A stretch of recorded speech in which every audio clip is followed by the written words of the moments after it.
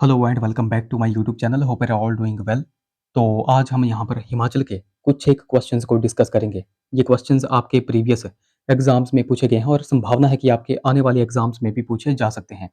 इस सीरीज का नाम हमने दिया है लक्ष्य सीरीज, क्योंकि यह आपके लक्ष्य को भेदने में काम आएगा। तो चलिए बिना किसी टाइम वेस्ट के वीडियो को शुरू करते हैं। तो क्वेश्चन नंबर 1 है हमारा और ये स्टेटमेंट का क्वेश्चन है। तो स्टेटमेंट 1 आपके पास यहाँ पर दी गई है। Doru is used in Chamba and Kinnaur district, यानी कि डोरू का प्रयोग जो है तो चंबा और किन्नौर जिले में किया जाता है। स्टेटमेंट 2 की बात करें, chhapkan is a type of trouser used by men only. तो छपकन एक प्रकार का पतलून है जो केवल पुरुषों द्वारा पहना जाता है। और स्टेटमेंट 3 है, reshta is a jacket used by both men and women in Rohru tehsil of Shimla. तो रेश्ता एक जैकेट है जिसका उपयोग शिमला के रोहड़ू तहसील में पुरुष और महिला जो है तो दोनों करते हैं। तो ये आपके पास स्टेटमेंट्स यहाँ पर दी गई हैं और ये यहाँ पर आपके पास ऑप्शंस दिए गए हैं। तो आपको बताना है कि कौन सा यहाँ पर करेक्ट पूछा गया है।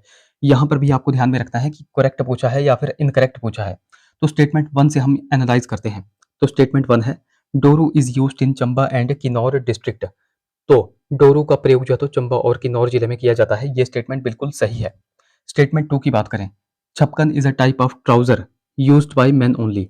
तो छपकन एक प्रकार का पतलून है जो केवल पुरुषों द्वारा पहना जाता है। नहीं, ये बात जो है तो गलत है। देखो ये बात तो सही है कि छपकन जो है तो केवल और केवल जो है तो पुरुषों द्वारा पहना जाता है, बट क्या यह एक ट्राउजर है? नहीं। तो छपकन क्या है? तो छपकन एक प्रकार की फ्रॉक है जो कि सिर्फ और सिर्फ जो है तो पुरुषों के द्वारा पहनी जाती है। ये आपको ध्यान में रखना है। तो स्टेटमेंट 2 यहाँ पर गलत हो गई। अब स्टेटमेंट 3 की बात करते हैं। रेश्ता इज ए जैकेट। तो देखो रेश्ता एक जैकेट है used by both men and women in Rohru tehsil of Shimla. तो क्या रेश्ता एक जैकेट है? जी नहीं, ये स्टेटमेंट भी यहाँ पर गलत हो जाएगी, क्योंकि रेश्ता क्या है? रेश्ता एक प्रकार का जो है तो गाउन होता है जो शिमला की रोहड़ू तहसील में सिर्फ और सिर्फ जो है तो महिलाओं के द्वारा पहना जाता है। तो ये तीनों की तीनों स्टेटमेंट्स आपने देखी। स्टेटमेंट 1 यहाँ पर करेक्ट है और स्टेटमेंट 2 और 3 यहाँ पर इनकरेक्ट हो जाएगी। तो क्वेश्चन का आंसर क्या हो जाएगा? तो वो हो जाएगा ऑप्शन ए, वन ओनली। तो यहाँ पर कुछ और भी क्वेश्चंस की अगर बात करें, जैसे कि आपसे क्या पूछा जाता है? आपसे पूछा जाता है एक तो चोला और एक आपसे पूछा जाता है डोरा। तो चोला तथा डोरा किनके पहनावे का प्रमुख अंग है? ये आपसे यहाँ पर क्वेश्चन में पूछा जाता है। तो यह किनका पहनावे का प्रमुख अंग है? तो यह है गद्दियों के पहनावे का प्रमुख अंग। चोला कौन पहनते हैं? तो यह गद्दी पुरुष पहनते हैं। और डोरा कौन पहनती हैं? तो यह गद्दी महिलाएं पहनती हैं। ये भी आपको ध्यान में रखना है। उसी तरह एक और क्वेश्चन यहाँ पर बनता है कि किन्नौरी पुरुष तथा महिलाओं द्वारा ठेपांग, ये आपको ध्यान में रखना है, ठेपांग पहना जाता है। तो ठेपांग से तात्पर्य क्या है? ठेपांग जो है तो किसको बोला जाता है? तो ये जो है तो एक हिमाचली टोपी है। ये भी आपको ध्यान में रखना है। तो ऑप्शन यहाँ पर ए यहाँ पर करेक्ट हो जाएगा। बाकी अभी तक अगर आपने हमको टेलीग्राम और इंस्टाग्राम पे फॉलो नहीं किया है तो वहां पर जाकर फॉलो जरूर कर लें। अगले क्वेश्चन की बात करें। नेक्स्ट क्वेश्चन की बात करें। क्वेश्चन है हमारा, Shambar king who fought against Aryan king Divodas belong to which ancient tribe. तो शांबर राजा जो आर्य राजा दिवोदास के विरुद्ध लड़ा था, किस प्राचीन जनजाति से संबंधित था? तो यहाँ पर आपसे सिंपल जो है तो शांबर राजा की जाति यहाँ पर पूछी गई है कि वह किस जाति से बिलोंग करते थे। तो वह जो है तो किरात जाति से बिलोंग करते थे। ऑप्शन बी यहाँ पर करेक्ट हो जाएगा। कई बार शांबर राजा को दस्यु राजा शांबर भी कहा जाता है, तो वो भी आपने ध्यान में रखना है। तो यहाँ पर आपको पता चल गया। अच्छा, इस क्वेश्चन से संबंधित कुछ एक फैक्चुअल इंफॉर्मेशन या फिर हम थोड़ा सा कॉन्टेक्स्ट, इसकी हिस्ट्री आपको पता होनी चाहिए। जैसे कि ये जो आर्य राजा दिवोदास था और शांबर राजा था, इन दोनों के मध्य में कितने वर्षों तक युद्ध चला था? इन दोनों के मध्य में 40 वर्षों तक युद्ध चला था और ये क्वेश्चन बहुत बार एग्जाम में बना हुआ है। ये आपको ध्यान में रखना है। एक और फैक्ट मैं आपको बताता हूँ। इन दोनों के मध्य में जो है तो 40 वर्षों तक युद्ध चला, तो अंत में जीत किसकी हुई? तो अंत में आर्य राजा दिवोदास ने उद्व्रज नामक स्थान पर जो है तो शांबर का वध कर दिया था, यानी कि उसे मार दिया था। तो अंत में जीत किसकी हो जाती है? तो वो हो जाती है आर्य राजा दिवोदास की। ये भी आपको पता चल गया। एक फैक्ट है शांबर राजा के बारे में। शांबर राजा के बारे में एक क्वेश्चन बनता है कि शांबर के पास यमुना से लेकर के ब्यास नदी के बीच में कितने किले थे? तो इसके पास टोटल जो है तो 99 किले थे। ये भी आपको ने ध्यान में रखना है। अच्छा, एक क्वेश्चन आपने सुना होगा दशराग युद्ध। दशराग युद्ध का कॉन्टेक्स्ट मैं आपको यहाँ पर बताऊंगा कि किस तरीके से जो है तो दशराग युद्ध का संबंध जो है तो आर्य राजा दिवोदास के साथ है। तो ये जो आर्य राजा दिवोदास था, इसके पुत्र का क्या नाम था? इसके पुत्र का नाम था सुदास। तो यहीं पर ये जो सुदास है, इसी का जो आप कह सकते हैं इसी का संबंध है दशराग युद्ध से। क्यों है वो मैं आपको बताता हूँ। तो देखो ऋग्वेद के अनुसार मैं आपको बता रहा हूँ। ऋग्वेद के अनुसार कहा जाता है कि ये जो आर्य राजा दिवोदास था, इसका पुत्र होता है सुदास। और इस सुदास का युद्ध होता है 10 आर्य तथा अनार्य राजाओं के बीच में, जिसको क्या कहा गया? दशराग युद्ध कहा गया। सुदास की सेना का नेतृत्व कौन कर रहे थे? तो वो कर रहे थे वशिष्ठ। और ये जो 10 आर्य तथा अनार्य राजाओं का नेतृत्व कौन कर रहे थे? तो इनकी सेनाओं का नेतृत्व विश्वामित्र कर रहे थे। ये 2 क्वेश्चंस भी बहुत बार एग्जाम में बनते हैं, ये भी आपने ध्यान में रखने हैं। और दशराग युद्ध में विजय किसको प्राप्त हुई थी? सुदास को विजय प्राप्त हुई थी। और यह युद्ध जो है तो रावी नदी के किनारे लड़ा गया था। ये क्वेश्चन भी बहुत बार एग्जाम में बना हुआ है।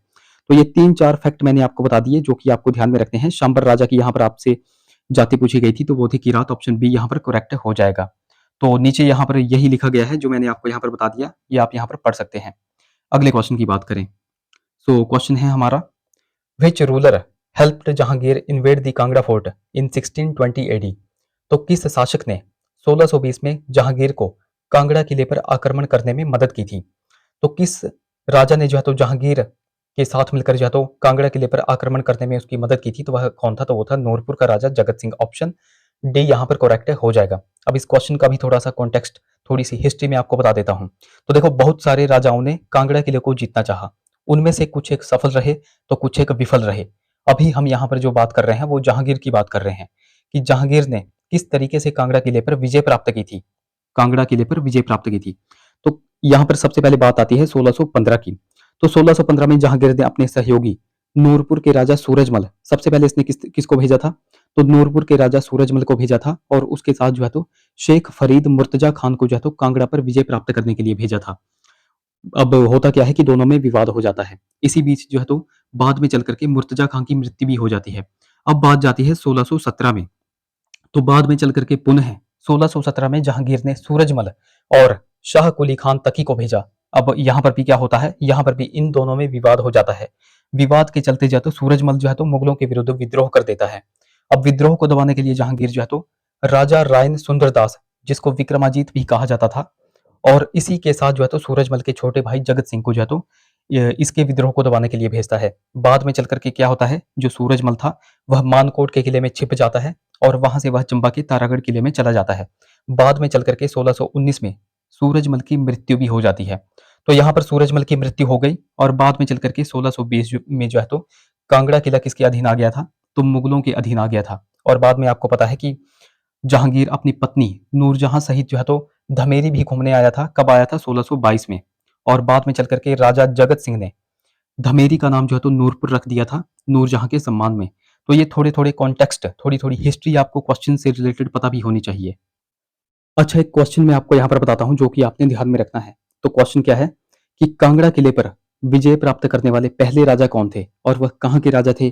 कब इन्होंने कांगड़ा पर विजय प्राप्त की थी, कांगड़ा किले पर विजय प्राप्त की थी? तो ये आपको ध्यान में रखना है कि कांगड़ा किले पर विजय प्राप्त करने वाले पहले राजा जो है तो कश्मीर के राजा थे, और उनका नाम क्या था? राजा श्रेष्ठ उनका नाम था। और कब इन्होंने कांगड़ा किले पर विजय प्राप्त की थी? 470 ईस्वी में इन्होंने जो है तो कांगड़ा किले पर विजय प्राप्त की थी। तो ये थोड़े थोड़े पॉइंट्स हैं जो कि आपको ध्यान में रखने हैं। तो इसी के साथ जो है तो हम अगले क्वेश्चन की यहाँ पर बात करेंगे। तो अगला क्वेश्चन जो है तो स्टेटमेंट वाइज है। तो स्टेटमेंट 1 से हम यहाँ पर एनालाइज करते हैं। तो स्टेटमेंट 1 है, Minjar fair was first started by Raja Sahil Varman of Chamba. तो मिंजर मेले की शुरुआत जो है तो सबसे पहले चंबा के राजा साहिल वर्मन ने की थी। स्टेटमेंट 2 है, Minjar fair is celebrated in the commemoration of the victory of Raja Sahil Varman over the ruler of Trigarta. तो मिंजर मेला त्रिगर्त के शासक पर राजा साहिल वर्मन की जीत की याद में मनाया जाता है। तो स्टेटमेंट 1 से हम एनालाइज करेंगे। तो मिंजर मेले की शुरुआत सबसे पहले चंबा के राजा साहिल वर्मन ने की थी या नहीं की थी, ये आपको पता होना चाहिए। तो देखो, बात करते हैं हिमाचल की।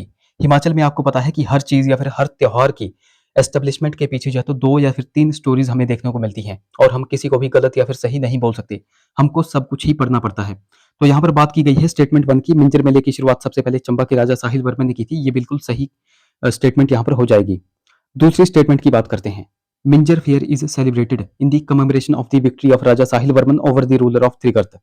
तो मिंजर मेला त्रिगर्त के शासक पर राजा साहिल वर्मन की जीत की याद में मनाया जाता है। ये गलत स्टेटमेंट है, क्योंकि मिंजर मेला जो है तो त्रिगर्त के शासक पर राजा प्रताप वर्मन की जीत की याद में मनाया जाता है। तो यहाँ पर क्या होना चाहिए था? प्रताप वर्मन यहाँ पर होना चाहिए था। तो इस हिसाब से देखा जाए स्टेटमेंट 1 ही यहाँ पर करेक्ट हो जाएगी। तो क्वेश्चन का आंसर क्या हो जाएगा? ऑप्शन ए यहाँ पर करेक्ट हो जाएगा। तो मैंने आपको अभी यहाँ पर बताया कि हिमाचल में हर त्योहार की एस्टेब्लिशमेंट के पीछे 2 या फिर 3 स्टोरीज देखने को मिलती हैं। तो एक तो हमको ये पता चला कि मिंजर मेले की शुरुआत सबसे पहले चंबा के राजा साहिल वर्मन ने की थी, और दूसरा हमको पता चला कि मिंजर मेला त्रिगर्त के शासक पर राजा प्रताप वर्मन की जीत की याद में मनाया जाता है।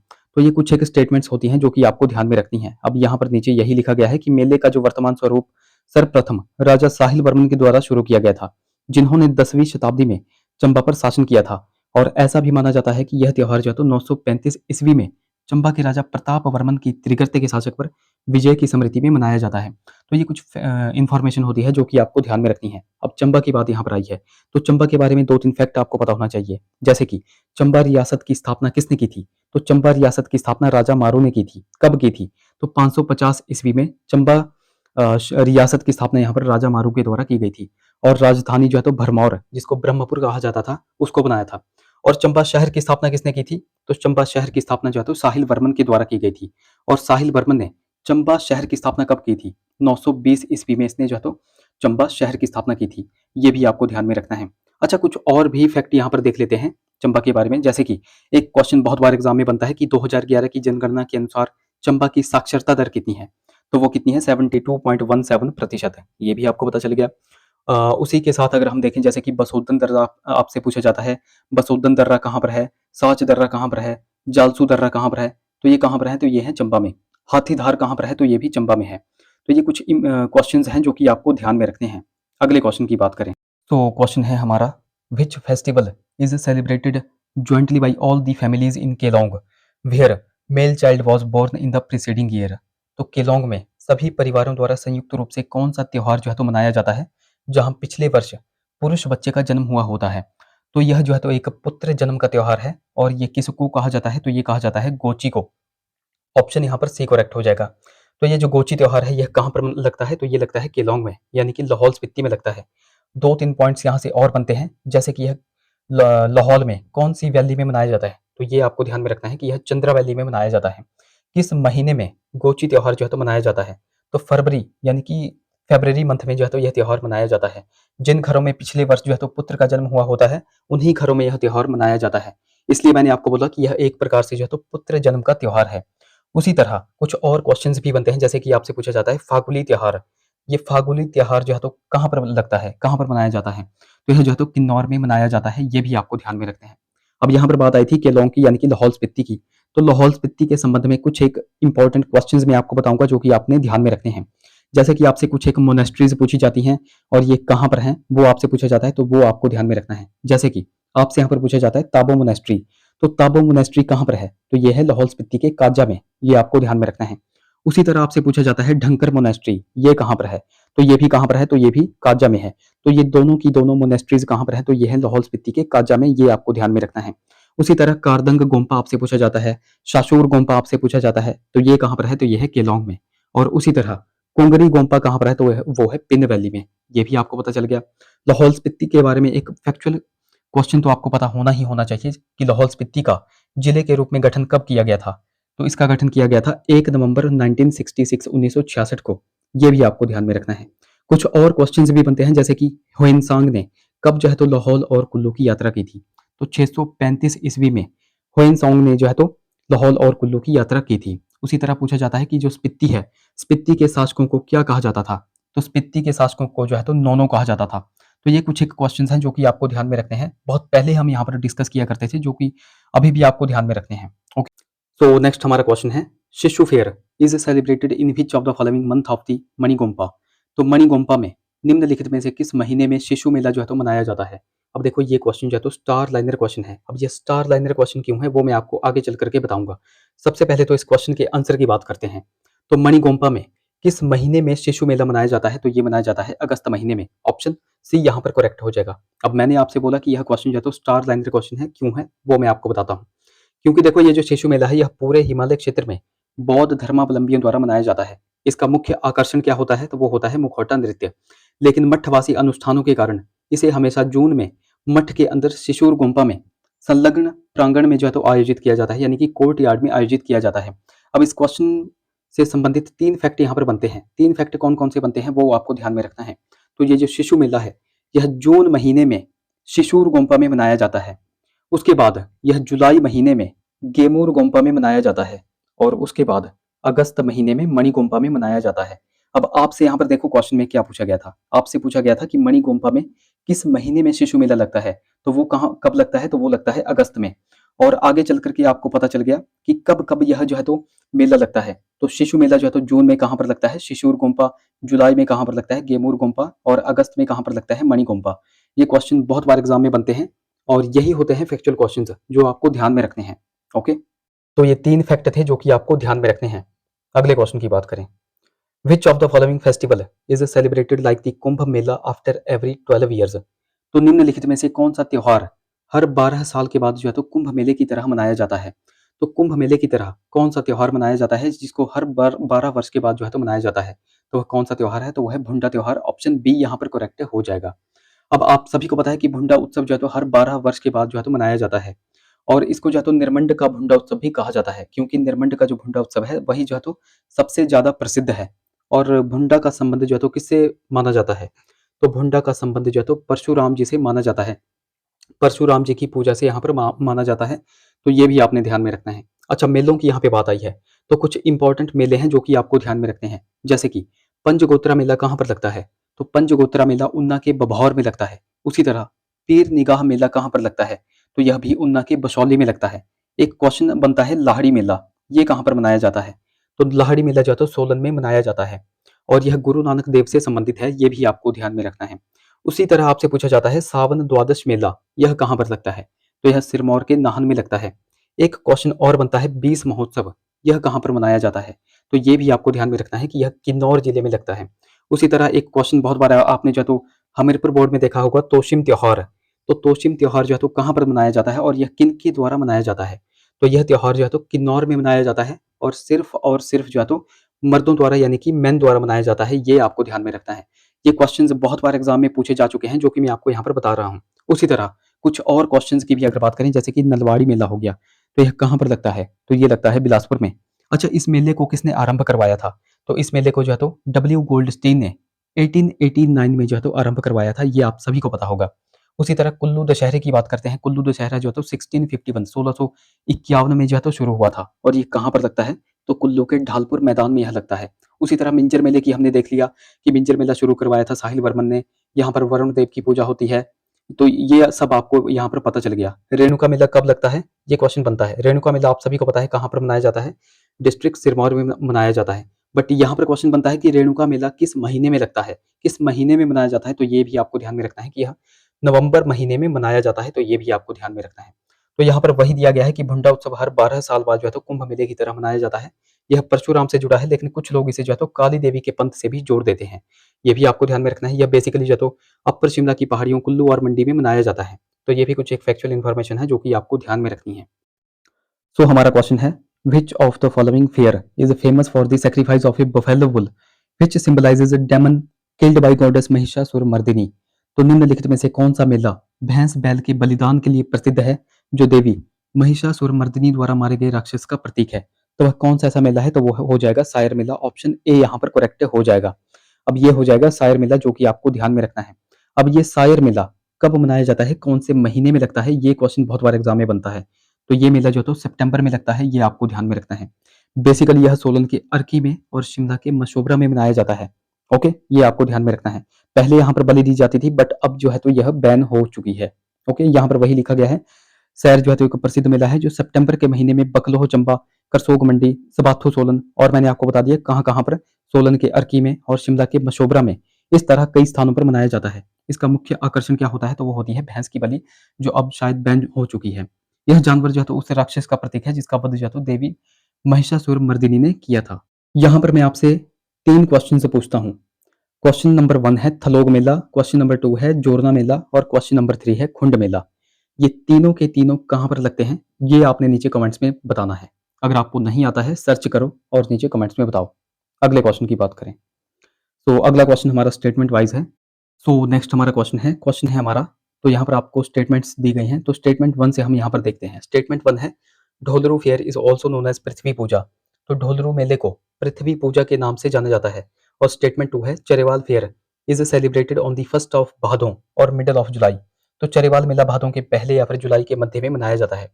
तो आपके पास यहाँ पर ऑप्शंस दी गई हैं और आपको जो है तो करेक्ट आपको बताना है कि करेक्ट ऑप्शन यहाँ पर क्या हो जाएगी। तो स्टेटमेंट 1 से हम यहाँ पर एनालाइज करते हैं। स्टेटमेंट 1 है ढोलरू मेले को पृथ्वी पूजा के नाम से जाना जाता है। अब ये स्टेटमेंट जो है तो गलत हो जाएगी। क्यों गलत हो जाएगी? क्योंकि ढोलरू मेले को नहीं बल्कि चरेवाल मेले को जो है तो पृथ्वी पूजा के नाम से जाना जाता है। तो ये भी आपको ध्यान में रखना है कि चरेवाल मेले को पृथ्वी पूजा के नाम से जाना जाता है। अब स्टेटमेंट 2 की बात करते हैं। चरेवाल मेला भादों के पहले या जुलाई के मध्य में मनाया जाता है। अब ये स्टेटमेंट भी यहाँ पर गलत हो जाएगी, क्योंकि चरेवाल मेला जो है तो भादों के पहले और अगस्त के मध्य में मनाया जाता है, ना कि जुलाई के मध्य में।